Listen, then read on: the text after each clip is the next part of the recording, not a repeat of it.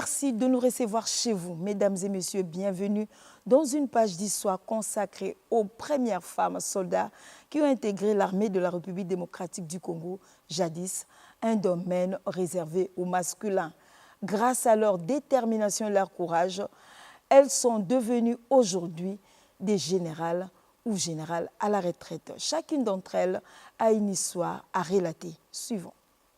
Je suis le général de brigade retraité Bolingo Lesser Ndou Marie. J'avais intégré l'armée en 1966 suite à l'appel des autorités d'avant qui ont appelé les filles de venir dans l'armée. C'est pour cela que j'avais intégré l'armée. On nous a recrutés au début 22. Première promotion, général-major Sassa, Jean Bolingo, capitaine Boma, colonel Nzenze, lieutenant du Antessa, adjudant de première classe Biouma, major Kaeye, lieutenant Foueni. En 1962, moi j'ai fréquenté l'école officielle.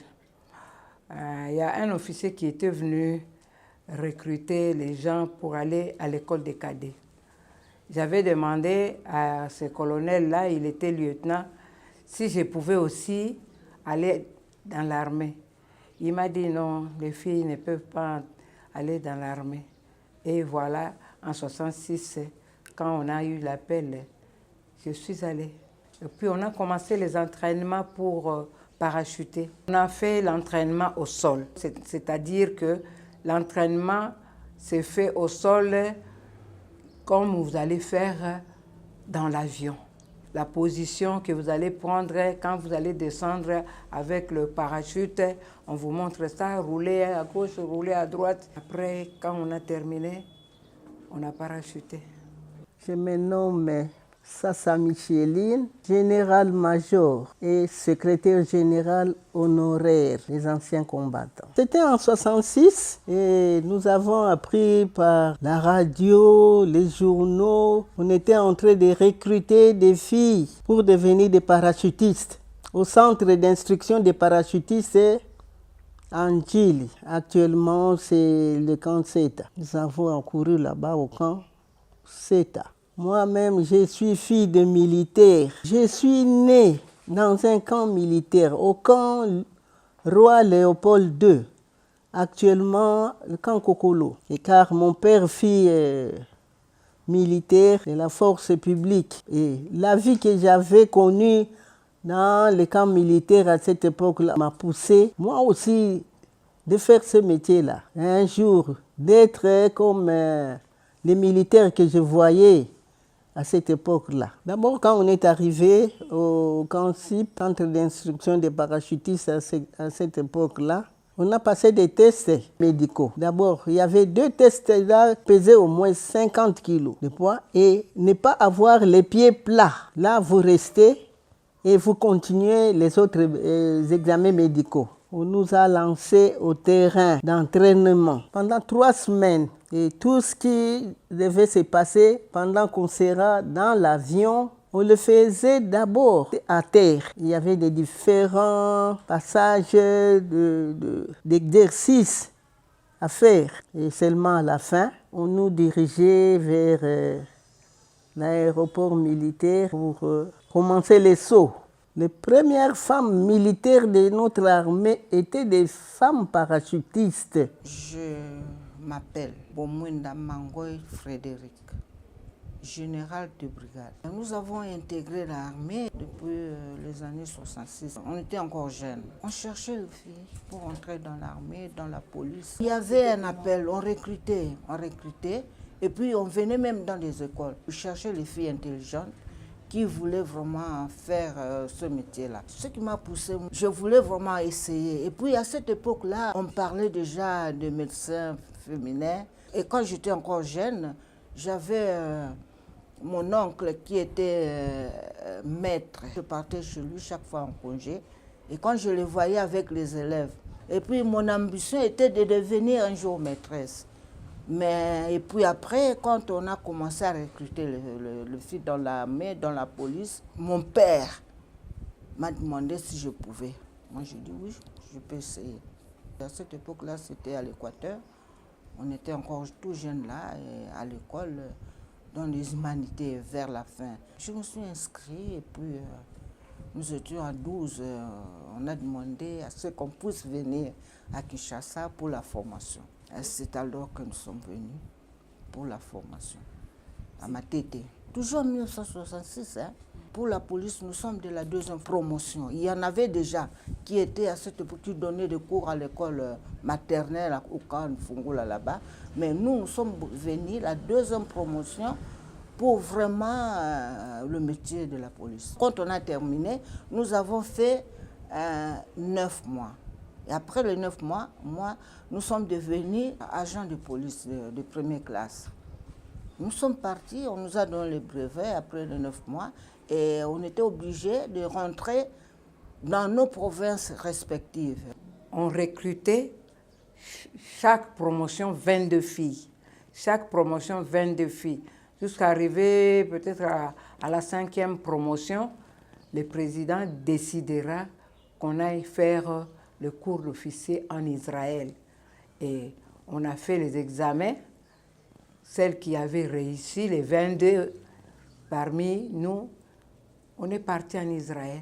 Après avoir effectué beaucoup d'exercices là-bas au camp, même après avoir obtenu notre brevet B des parachutistes, on a fait beaucoup d'exercices là-bas. Et puis, arrivé en 67, il y a eu une bourse là pour envoyer des filles militaires en formation en Israël. Mais il y avait seulement 22 places. Et avec une centaine de femmes que nous étions là-bas. Alors, on a fait une sélection.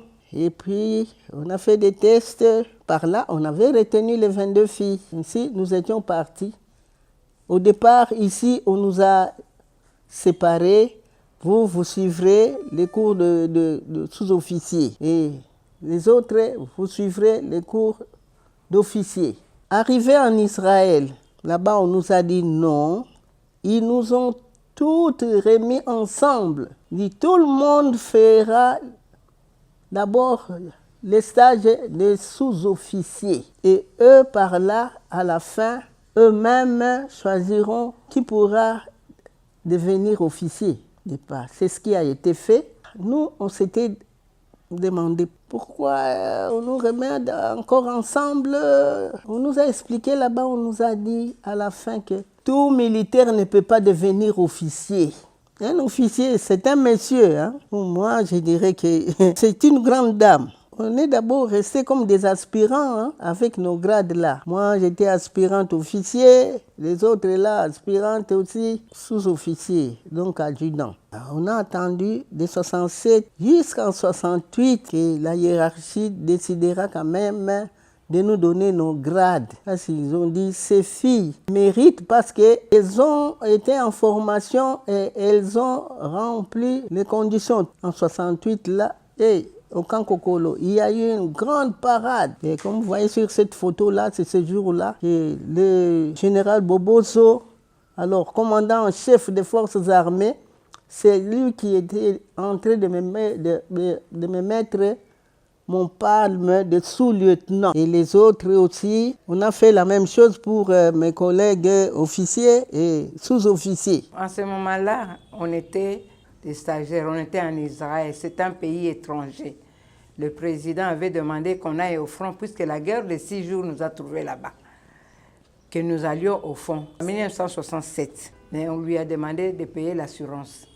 Mais ce qui n'a pas été fait, on n'est pas parti. La guerre de 6 jours, c'était pendant que nous étions encore en formation là-bas en Israël. Un beau jour, on attend des coups de canot, des coups de canot, des coups de canot. Oh, on se posait la question, ça c'est quoi ça? C'est quoi ça? Et puis un jour, c'était une femme colonelle hein, qui était venue nous voir. On était réunis là dans la salle et puis elle nous a parlé. Elle dit que voilà, nous nous préparons à faire la guerre. À cette époque-là, Israël était entouré seulement des pays arabes. Hein. D'ailleurs, pour se rendre en Israël, l'avion quittait ici. On est parti par l'Italie. Et le soir, on a pris un vol là qui côtoyait la mer jusqu'en Israël. La colonelle là nous a dit que nous avons déclaré la guerre avec les pays arabes et que bientôt ça va commencer. Ce que vous entendez là, ce sont les préparatifs de la guerre.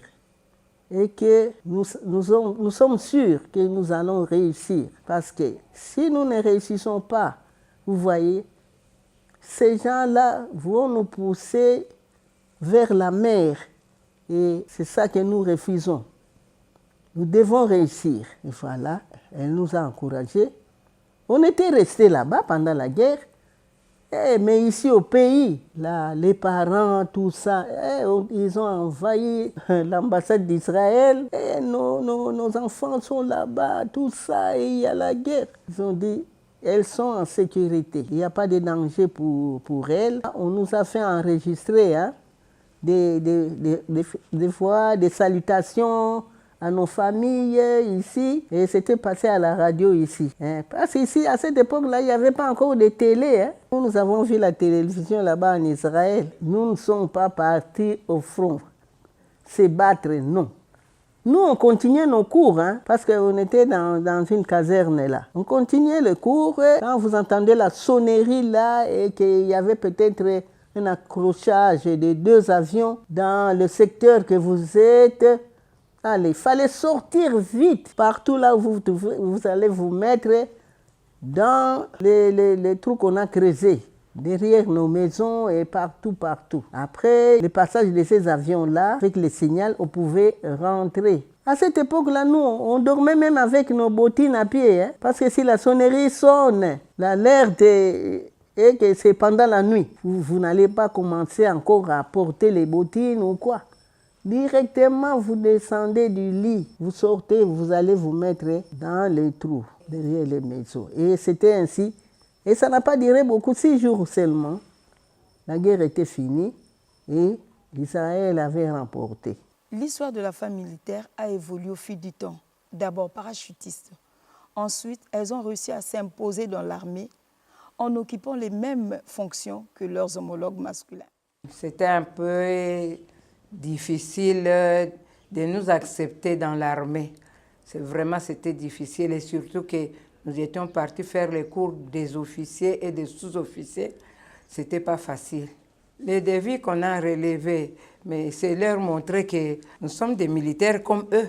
L'émancipation de la femme. C'est en ce moment-là que le président avait voulu que le Congo soit le premier pays à avoir des femmes militaires dans son pays. D'être déjà officier, c'était un impact. On commandait comme les hommes. Et à des défilés, on faisait comme les hommes. Tout ce que les hommes faisaient, nous aussi, on le faisait. Vraiment, pour nous qui avons été les premières, c'était vraiment une fierté. Et surtout qu'on savait qu'on allait devenir des officiers.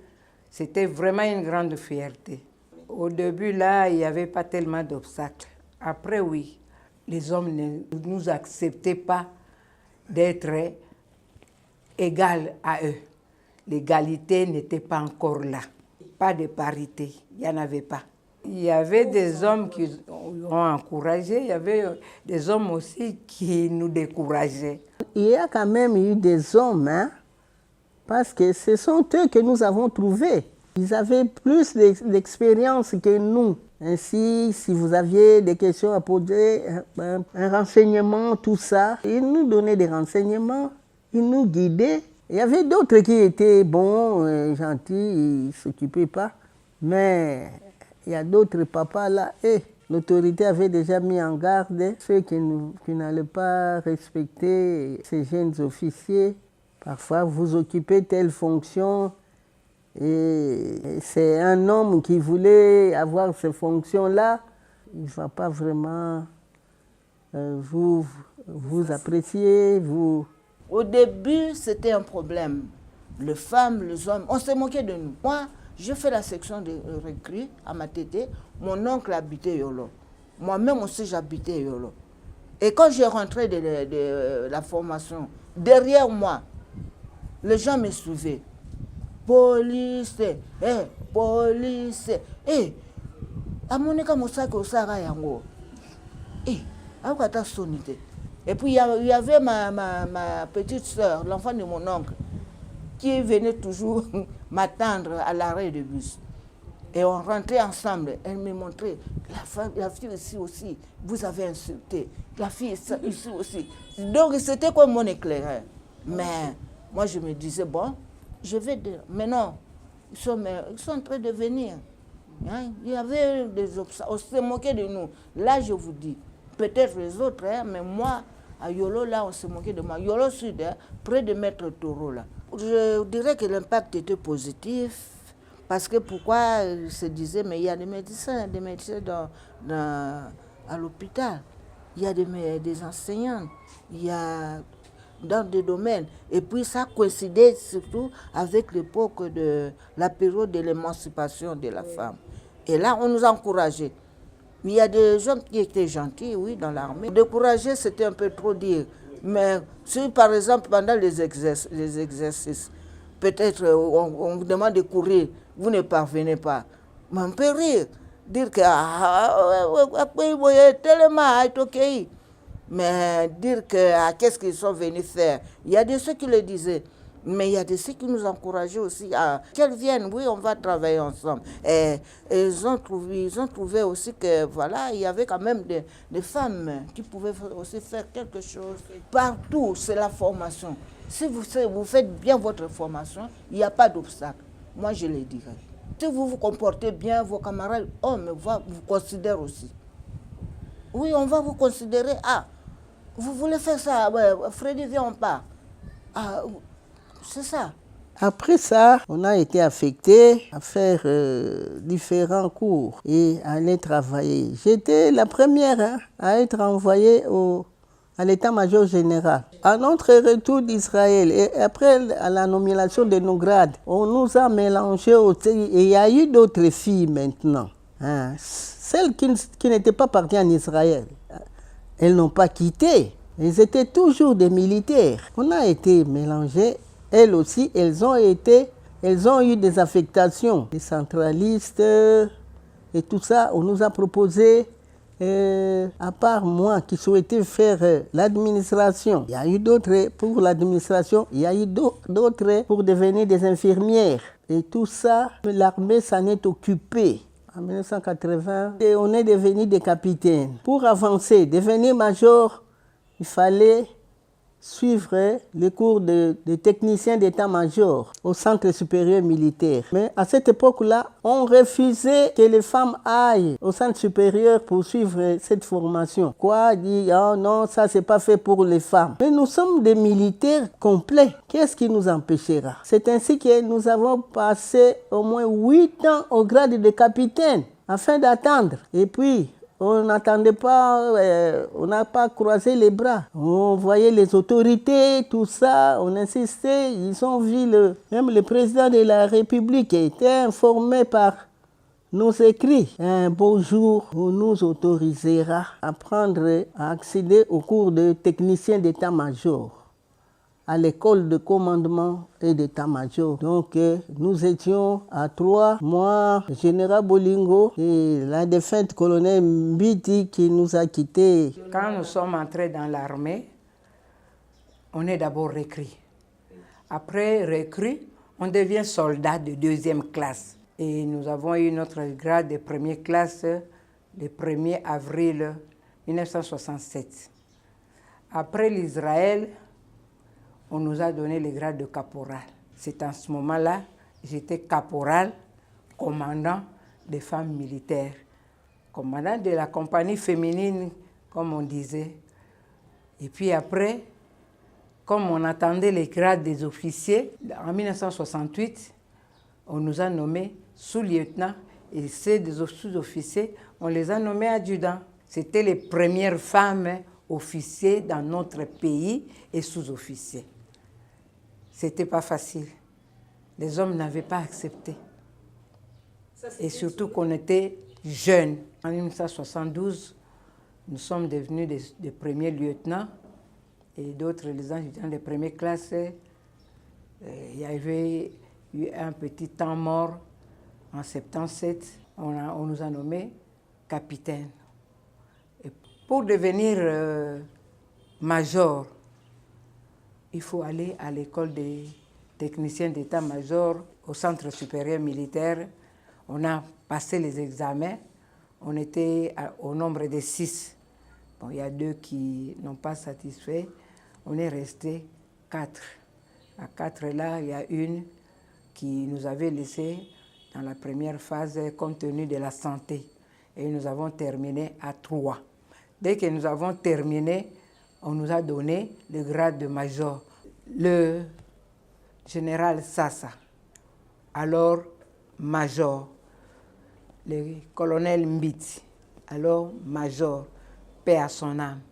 Et moi, le major Bolingo. On est rentré on les a donné d'autres unités, mais moi, comme j'étais dans l'unité médicale, je suis rentrée à l'unité médicale. En 1991, on nous a nommé lieutenant-colonel. Nous sommes rentrés. Après 6 mois, voilà, il y a une formation là, il faut devenir des sergents et tout. Nous avons encore essayé de faire un concours et nous sommes revenus. Cette fois-là, nous étions en 6. On est venu, on a fait 9 mois. Après les 9 mois, nous sommes sortis des sergents. Et là encore, voilà, il y a une promotion, il faut devenir des officiers de police. Là, nous sommes sur des sergents comme officiers de police judiciaire à compétences restreintes. Et maintenant, il faut qu'on nous forme encore ceux qui pouvaient le faire pour devenir officiers de police judiciaire, OPJ, à compétences générales. Et nous sommes passés par là, on a fait un concours, on a réussi, j'ai réussi. C'est alors que j'ai fait ça pendant 18 mois, à ma tête toujours.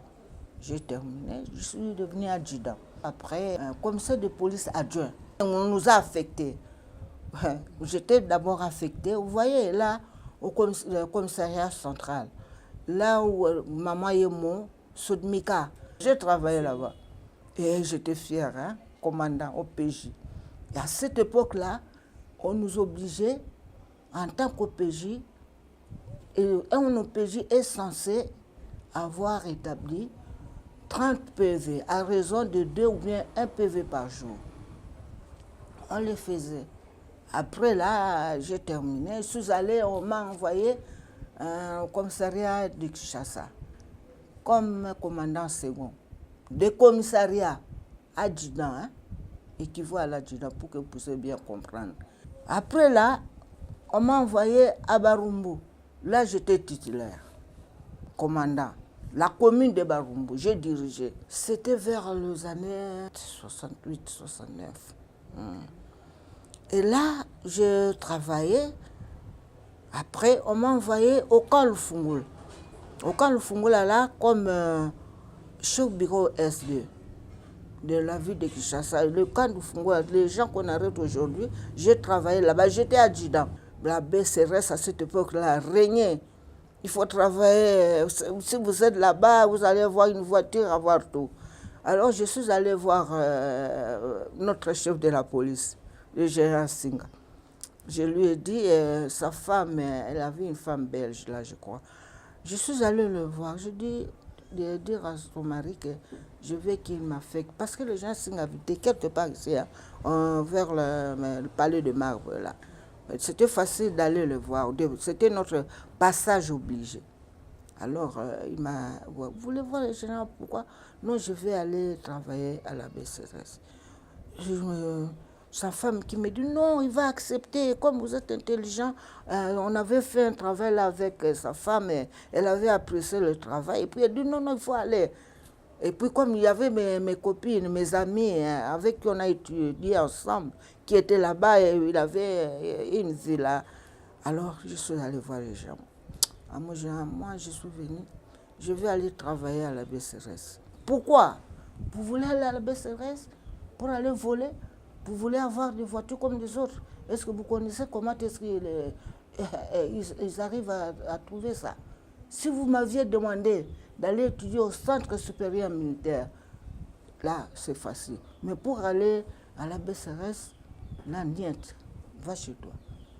J'étais gênée. Voilà, on vous répond comme ça. Je suis rentrée à la maison. Là, j'habitais Badiani. Nous sommes les premiers habitants de Badiani.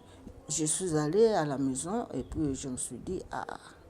Et puis j'avais un voisin qui est père son âme, qui étudie aussi au centre supérieur militaire.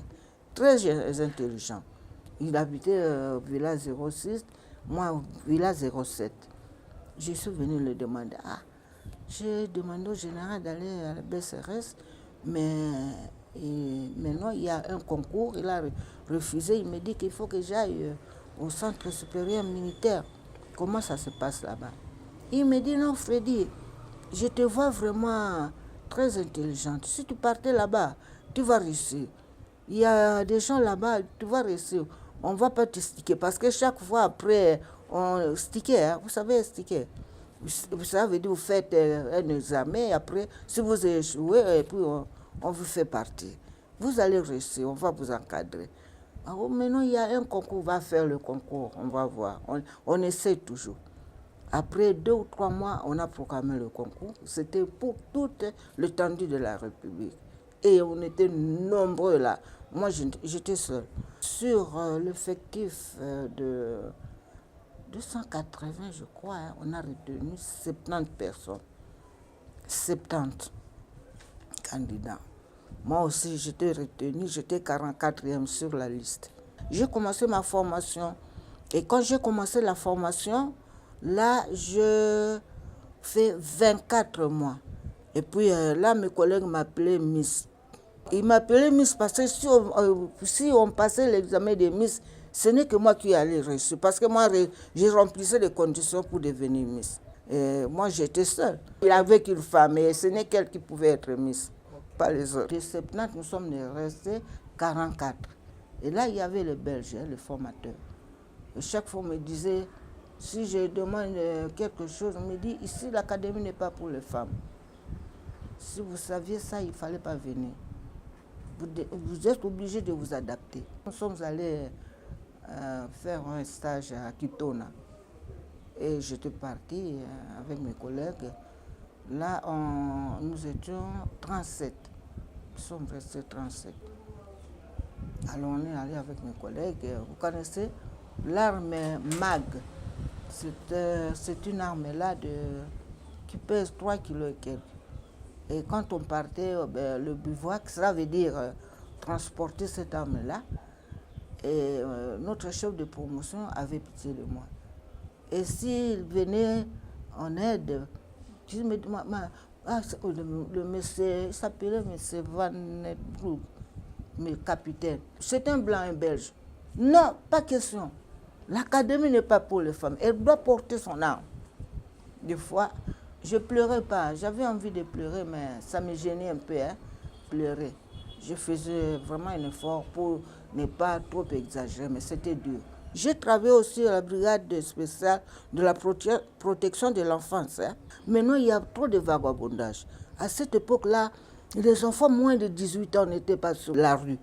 On les arrêtait. À partir de 18 ans, on commence déjà. 20 heures, on commence à les prendre. Tout, on les arrêtait et puis on les envoyait à Madimba. Dans le Congo central, mais jusqu'à l'âge de 18 ans, ils apprenaient le métier. Maçonnerie, charpenterie, tout ça. Ils apprenaient un métier, briqueterie, ils faisaient tout. Après ça, c'était comme un centre de rééducation. Après, on les remettait dans leur famille. Et puis, c'était devenu des messieurs après la formation. C'était toujours vers les années 69. La discipline est la mère des armées, dit-on. Les femmes militaires se sont sacrifiées et ont réussi à marquer l'histoire militaire de la République démocratique du Congo. Après, pendant qu'on travaillait à l'état-major général, au ministère de la Défense et tout ça, pas un bon jour, il y a une lettre avait atterri pour disant que on rappelait à toutes les parachutistes, hommes et femmes de la garnison de Kinshasa, de regagner les camps Tchadji pour quelques mois d'exercice. Ainsi, on avait quitté, laissé nos bureaux, on était partis. Je crois qu'on a fait là-bas 3 mois. Et chaque matin, de 6h30, on était déjà là. On commençait par un cross là, de 2 km. Et puis, on nous a donné des fonctions là-bas dans les bureaux. Moi, j'étais toujours dans les bureaux 1. Il y a eu des jours où on devait faire les marches de Kanchachi jusqu'à Lipen avec sac à dos, les bottines aux pieds, tout ça. Et là-bas, il y a une pente là. On appelait Bukamikua. Il fallait faire la descente de cette pente là-bas. Et puis aller remonter et redescendre encore. Et puis il y a quelques jours où on programmait aussi des tirs. Alors on s'est rendu, je ne sais pas si cette chute-là existe toujours, chute de la Lukaya. Oui, de ce côté-là, on allait faire nos tirs. Et puis on regagnait les camps. Beaucoup de civils nous félicitaient, même en route là. Particulier s'arrêter. Si vous êtes en tenue, vous vous rendez où? Si c'était vers sa direction, ils vous prenaient gentiment. Je fais aussi à l'école de chef de peloton, quand il y a eu fusion de la police et de la gendarmerie. Nous sommes allés à Seta. Nous avons passé 2 mois de formation là-bas pour la formation militaire. Et puis nous sommes allés à Ito, dans le Bandung, dans une mission catholique comme ça. Et on nous a hébergés là-bas. C'était à 18 km de Bandung. Là, nous avons fait aussi 2 mois. Et puis j'ai aussi le brevet de chef de peloton. Je suis rentré maintenant au centre supérieur militaire et on a terminé. On nous a affectés. Je travaillais à la brigade routière en tant que sous-lieutenant. Là, il y a eu la fusion de la gendarmerie et de la police. C'est vers le studio Guy là. Il y avait un bureau de la police routière sur le boulevard. Comme chef bureau de là, je suis venu sur l'avenue du 24 novembre à l'inspection de la police. J'ai travaillé au bureau instruction, bureau circulation. On examinait pour l'obtention du permis de conduire. De là, je suis allé travailler aussi au bureau instruction à l'état-major de la police, aux environs du palais du peuple là. Après, il y a eu la création de la garde civile. Voilà. Je suis allé à la garde civile pour encadrer les filles. Je les ai encadrées aussi. Même à la gendarmerie, j'avais encadré aussi les filles. Là, c'est vers l'année 91, je suis devenu nommé major. Major, après lieutenant-colonel. Au grade de lieutenant-colonel, vers 96 là, on m'a envoyé comme commandant de détachement garde civile à Matadi, jusqu'à l'entrée de l'AFDEL. L'AFDEL est venu en 97. C'était à ce moment-là, nous tous, nous sommes devenus des commandants. Commandants. Et eux, des commandants, nous, des commandants. On ne savait pas qui était officier supérieur, qui était officier subalterne. Il n'y avait pas de différence. On était comme des maïs. Alors, en 2001, on nous a remis nos grades. Et moi, j'ai été remis au grade de lieutenant-colonel. En 2004, je suis devenu colonel. J'ai commencé à travailler. Il y a des fonctions que j'ai assumées aussi, pendant tout ce temps que je suis entrée dans l'armée. En 2013, on nous a nommé général. On était à 3. Moi, le général Sassa et le général Mboui. Tu vois. Moi et le général Sassa, on était de la première promotion des femmes militaires. Le général Mboui était de la promotion de 1975. Nous avons encadré aussi les filles de la division Camagnol avec le général Bolingo. Elle était notre S1. Celles qui sont devenues des généraux comme nous, et puis les autres plus gradés que nous, c'est ça l'armée. L'AFDEL nous a trouvé des gardes civils. Et quand j'étais à Matadi, j'étais commandant garde civile Matadi. Il y avait aussi la gendarmerie. Quand l'AFDEL est venu, il n'y avait plus, rien n'existait. Il n'y avait pas la police, il n'y avait pas la garde civile, il n'y avait pas l'armée. La générale Bonimo est venue ensemble, nous étions là, des commandants sans grade. J'allais travailler déjà au camp Kokolo. J'étais avec elle, et puis on a travaillé presque une année. On est venu encore me contacter, toujours par des PMF, personnel militaire féminin, mais pour me dire que mais pourquoi vous êtes restés à la maison? Venez, on va travailler, nous avons besoin de vous. Vous les jeunes hein, qu'on avait encadrés au camp CETA. Et puis après, je suis allée travailler au service d'éducation civique et patriotique. Voilà, avec l'avancement au grade, peut-être les services rendus, les chefs ont trouvé qu'on pouvait nous élever. Voilà que nous sommes aujourd'hui nommés à ce grade de général que nous sommes aujourd'hui. Et puis, je peux dire aussi, je suis graduée en criminologie. Nous sommes entrés à la mer des civils et nous rentrerons toujours dans la vie civile. Et puis, il faut savoir comment vivre avec les civils. Ce sont nos frères, ils ne sont pas nos ennemis. Ces femmes militaires, devenues aujourd'hui générales, ont occupé des fonctions et ont reçu des promotions, ont été décorées au même titre que les militaires hommes. Parmi les fonctions occupées, il y a eu cette fonction-là, on m'avait choisi pour ouvrir le bureau de la condition féminine au sein des forces armées à l'époque parce que ça n'existait pas. Au ministère de la condition féminine, on m'a présenté là-bas pour dire que voilà, le capitaine ici viendra prendre des dossiers, des documents ici chez vous parce que dans le domaine militaire, ce n'est pas ce qui s'est fait, c'est dit à la cité ou bien dans un ministère qui pourra être fait aussi dans l'armée, non. J'avais aussi occupé ces fonctions-là, des sociales, tout ça. Alors, on s'occupait des cantines et autres pour mettre des vivres pour les familles des militaires. J'ai effectué aussi ces fonctions-là.